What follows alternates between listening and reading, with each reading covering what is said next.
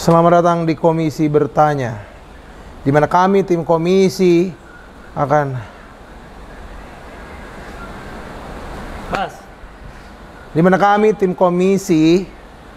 bertanya kepada masyarakat Indonesia perihal hal yang akan kami tanyai kepada masyarakat Indonesia. Ngomong apa sih aku?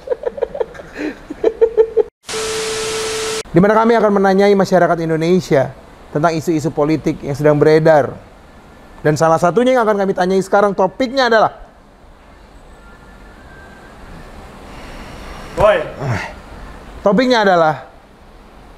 apakah ada batasan dalam bercanda atau berkomedi?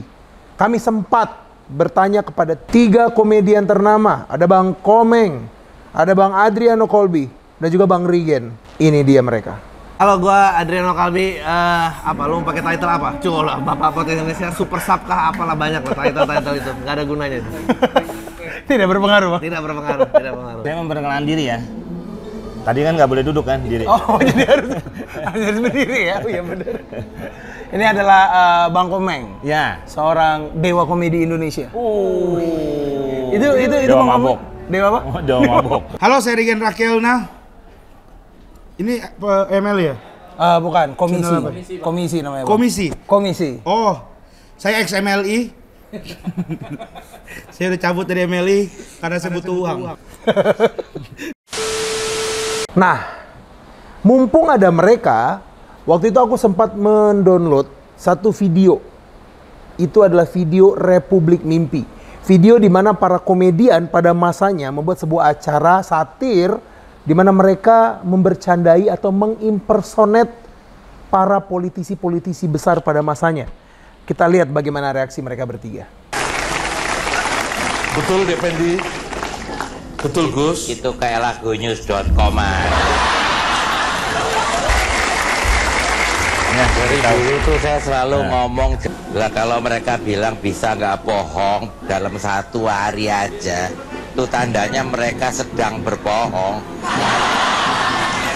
Bisa kita lihat, para komedian-komedian yang sekarang bahkan, itu semuanya tahu tentang Republik Mimpi. Karena memang Republik Mimpi pada masanya ada sebuah komedi yang sangat besar. Banyak sekali orang yang menunggu kehadiran Republik Mimpi. Karena satirnya itu tuh sangat menggelitik, tapi di sisi lain sangat banyak pesan yang bisa diambil dari sana. Lalu pertanyaannya adalah, apakah sekarang di Indonesia kita masih bisa melakukan hal-hal seperti itu? Membuat satir-satir komedi yang di dalamnya ada pesan-pesan, sehingga bisa dinikmati dari berbagai layer, dari berbagai kalangan masyarakat Indonesia. Mari kita tanya langsung pada mereka. Nah, kalau dari pandangan Bang Adri, bedanya bercanda zaman sekarang sama zaman dulu itu apa sih, Bang? Sebetulnya sih nggak ada bedanya. Mungkin karena yang sekarang kayak misalnya contohnya stand up belum ada di zaman itu. Oke. Tapi lawakan mereka pun masih dilakukan sekarang menurut gua. Lawakannya mereka masih dilakukan sekarang. Impersonate gitu ya. Dan satir, dia lebih menyindir gitu-gitu. Mungkin gua nggak tahu ya, mungkin stand up ada pilihan bisa jadi lebih direct gitu. Jadi lebih direct. Tapi itu juga bumerang gitu. Maksudnya kalau dia nggak pinter, dia bisa kalah atensi sama penontonnya gitu. Iya. Dan mungkin bisa terkesan lebih ofensif lagi. Betul. Sebenarnya komedi itu. Komedi itu sebenarnya satir. Oke. Apapun satir. Iya. Tapi halus, tidak kasar, tidak langsung lo penjahat gitu, enggak. Oke. Gue cukup umpamanya deket melo. Handphone gue masih ada nggak ya? Itu cukup gitu. Oh, itu caranya menyiratkan nih orang copet apa ya gitu. Iya, benar. Lo copet lo gitu. Iya, benar. Gitu. Tapi komedi itu sebenarnya lebih halus. Tadi juga banyak yang gue lihat tuh dari lomba yang tadi ya, itu banyak kasar gitu. Sebenarnya komedi nggak seperti itu. Kalau gue ya, nggak tahu, kayaknya sama aja sih stand up sama komedi biasa. Memang awalnya komedi itu ya seperti itu, satir. Gitu. Gue mau bilang tete lu gede ya nggak ngomong begitu. Gue bilang uang saku lo banyak ya gitu. Mamanya kan ada cewek kan yang. Iya benar. Ya gue juga nggak ngomong jorok. Iya benar. Nggak melecehkan wanita gitu. Iya. Tapi cukup dengan itu. Sudah tahu maksudnya apa ya, Bang? Iya, gitu. Banyak kan yang komedi kan satir. Untuk membedakan jok lama dan jok baru, itu lu bisa lihat. Biasanya kalau kulitnya udah agak kelupas itu jok lama. Jok motor. Jok motor maksudnya. Saya lupa lagi ngobrol sama Ingin tahu nggak video itu, Bang? Gak tahu gua.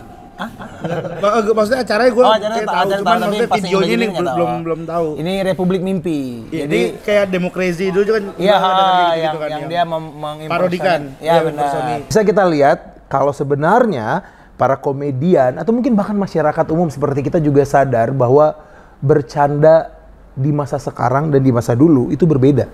Bercanda yang sekarang ada sedikit ketakutan untuk mengeluarkan hal-hal yang mungkin berbau politik, sara atau mungkin berbau bau bebek. Berbau politik, sara atau satir. Banyak yang memiliki keraguan untuk mengeluarkan komedi itu. Lalu pertanyaan berikutnya adalah, apakah para komedian ini setuju bahwa sekarang bercanda itu lebih susah daripada zaman dulu? Ya, tapi kalau dari Bang Adri sendiri sebagai seorang komedian, Bang Adri setuju nggak kalau sekarang itu tuh bercanda itu tuh lebih ribet lagi daripada pada zamannya dulu? Kayak ini kan Republik Mimpi kan dia nge-impersonate Megawati, nge-impersonate Gus Dur pada masanya. Kalau sekarang kan kayaknya komedian ada ketakutan itu ya, Bang ya? Iya, beda iklim ya, karena pas zaman itu mungkin abis reformasi jadi masih terasa, jadi kayak dulu lawannya cuma masyarakat lawan pemerintah. Ya, masyarakat lawan pemerintah. Nah kalau sekarang tuh menurut gua hambatannya pemerintah tuh nggak kayak zaman dulu, justru malah sekarang orang lawan orang. Masyarakat lawan masyarakat. Justru malah jarang, siapa yang belum ada kan gitu, hampir nggak ada kasusnya. Di mana kayak pemerintah tuh intervensi gitu. Zaman dulu orang sangat sedikit atau jarang ya, hampir tidak pernah orang membicarakan politik. Zaman ya, dulu? Sebelum reformasi ya. Oke. Kayaknya tabu gitu. Iya. Jadi kalau kita bermain di sisi itu ada sesuatu gitu. Tapi kalau sekarang kayaknya biasa aja. Atas bawah udah ngomongin seperti itu. Oke. Gitu. Nah makanya untuk membedakannya kita harus membicarakan itu tapi lebih lucu dari sebelumnya. Gitu. Oke, paling nggak kan. Jadi apa bedanya, Bang?